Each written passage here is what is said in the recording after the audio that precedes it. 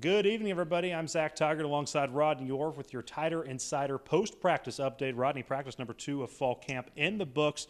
What were the takeaways on defense? Well, first of all, again, being practice number 2, they're still in shorts and helmets, so you really don't see a lot of, obviously not much physical contact. But, again, you look out there, Zach, very athletic, both sides of the ball. But on the defensive side, I think, starting on the defensive line, really impressed with Raekwon Davis, Isaiah Buggs, Quentin Williams. I know that defensive front's really going to be important. I tell you, a guy that stood out to me again today was number 33, Anthony Jennings, talking about coming back from that knee injury.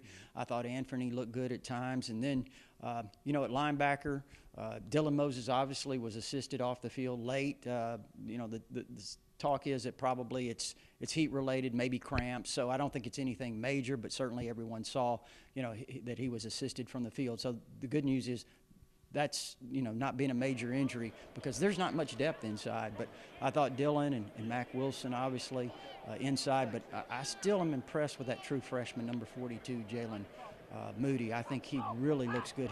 He's got a lot of instincts, and really impressed with him. I agree with you. I saw Jalen Moody in the pre-practice media viewing session as well. Looked very athletic out there running drills with Coach Pete Golding. And in keeping up with that defense, let's talk about the defensive backs, the secondary a little bit. Obviously, a lot of depth issues there as well. What did you see from the secondary? Well, that's a very good point, Zach, because they lost 6 players from back there. A lot of experience, a lot of talent from back there. Obviously, just kind of having to rebuild. And I thought Savion Smith at right corner really made some outstanding plays, showed a tremendous amount of athleticism. I thought Trevon Diggs showed well, but the guy that really caught my eye was number 5, Shaheem Carter at the star position. Shaheem's a junior now. A lot of people haven't talked about him as much. He's kind of been lost in the shuffle in terms of the discussion among fans and media about all the highly ballyhooed freshmen that they've brought in. But I thought Shaheem had a great day today. He had an interception of Jalen Hurts. He also picked a pass off from Tua. So I thought he really, from that standpoint, did a nice job. Thought Patrick Surtain, the true freshman, when I had an opportunity to watch him, looked really good. Eddie Smith at safety.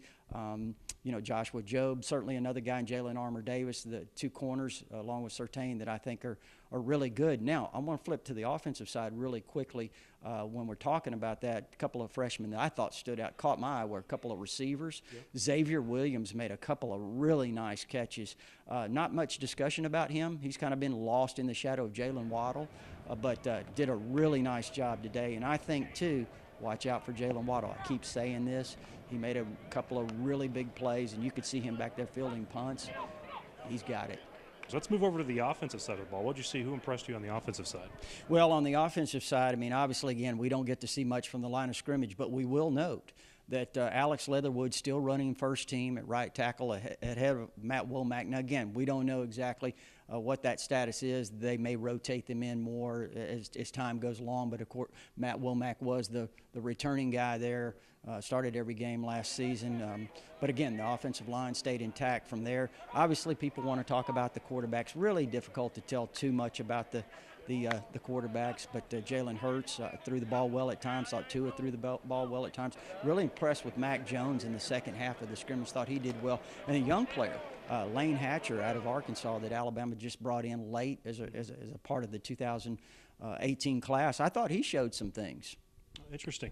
So let's talk a little bit, not only was it the second practice of the fall camp today, it was also media day and fan day. Fans are getting their autographs signed right now as we speak inside the stadium. But let's go back to the media day. Jalen Hurts met with the media today, I believe the first time since the national championship game, and he had some comments about things that were said about him. He said that the narrative was put out there for him, and he didn't give really a chance to speak his mind in regards to the quarterback battle, how that thing's going.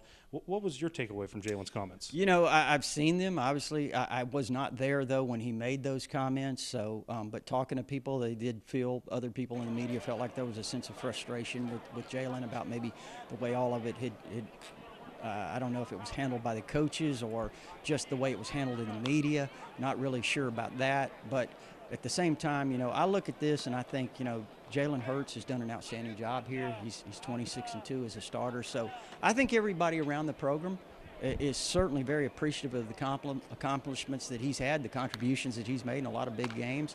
At the same time, there's competition. And Tua Tagovailoa did obviously a fantastic job, one of the all-time performances in the championship game. There's competition here, and I'm sure that, it's something difficult for a guy who's been a 28-game starter, 29-game contributor, in terms of this competition. I mean, there's a lot of pressure, Zach, and, he hasn't had an opportunity to say much, but he certainly cleared his mind out today. He did. He got it all out there. And do you think we might hear from Coach Saban in the coming weeks, his response? Well, the one thing is, let's be honest, Coach Saban said that the thing that he had discussed with his quarterbacks was not bring attention to self. And I really do think, even from reading the comments, though I did not hear them directly from Jalen, reading those comments, I thought you could say, they brought attention to himself.